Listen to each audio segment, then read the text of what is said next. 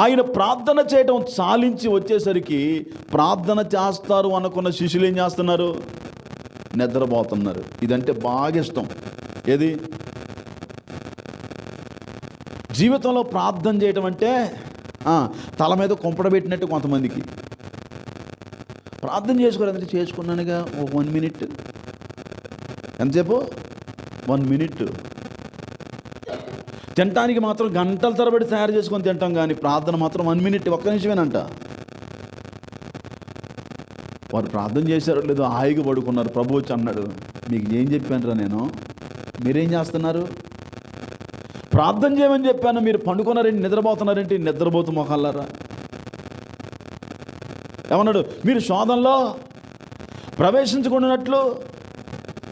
అమ్మో ఎట్టుండాలంట? కోటంలో ఉండి మెలుకుతో ఉండమంటే నిద్ర